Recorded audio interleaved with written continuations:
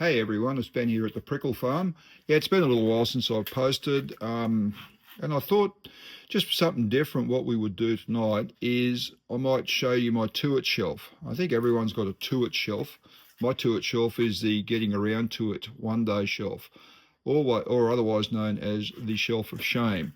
So these are my semi-completed, half-completed, get to them one day builds that, yes, they'll get done one day. It's just been sitting there.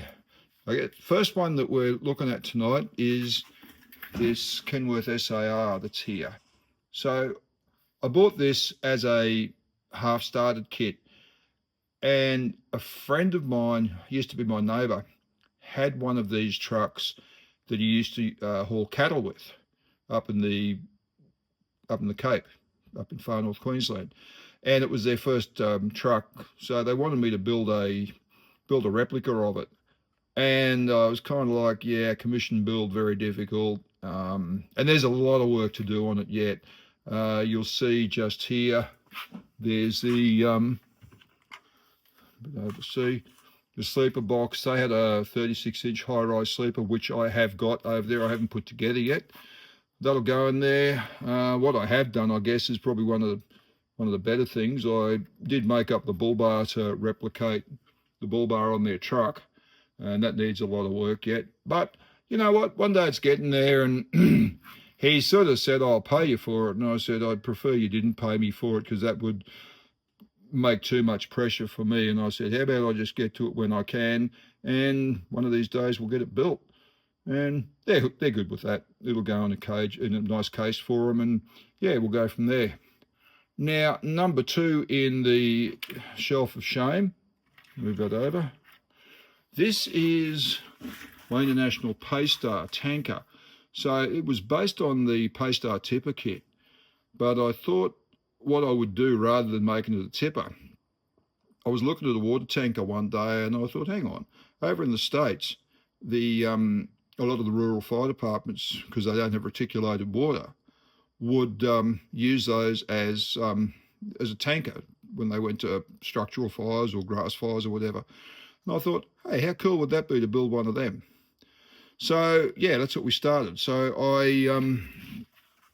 I bought the kit only because I'm a bit of a sucker for tippers, and I thought, hang on, a tanker would look good. I got a bit of a steal of the decade. I got from a chap over in the States two of the AMT, I think they were milk tanker kits.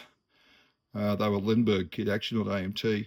And he sent them out to me, and they were cheap. I think I paid maybe $10, $15 Australian for them.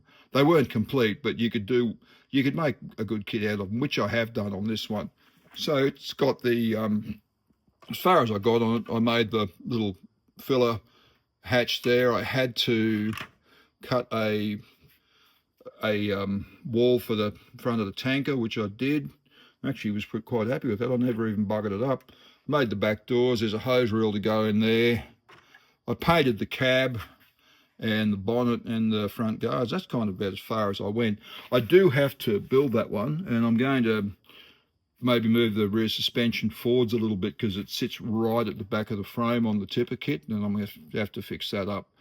But anyway, yeah, that's another one of these days projects. The styrene's great. Styrene doesn't go off. And yeah, it'll get there one day. It's kind of painted. I've got to polish it out, I know, but it doesn't look too bad.